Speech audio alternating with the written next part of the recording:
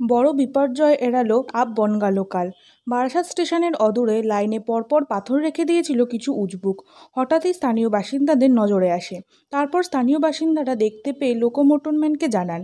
তড়িঘড়ি আপ বনগাঁ লোকালকে দাঁড় করিয়ে পাথর সরানো হয়। পাথরের চাকা পড়লে ট্রেন বেলাইন হতে পারত এবং বড় দুর্ঘটনার সম্মুখীন হতো বলে আশঙ্কা করছেন রেল কর্তৃপক্ষ। অল্পের জন্য বড় দুর্ঘটনার হাত থেকে বাঁচলেন কয়েক হাজার নিত্যযাত্রী। কে বা কারা এই ঘটনাটি ঘটিয়েছে সেই পুরো বিষয়টি খতিয়ে দেখছে রেল কর্তৃপক্ষ। তদন্তে নেমেছে বারাসাত জিআরপি ও রেল কর্তৃপক্ষ।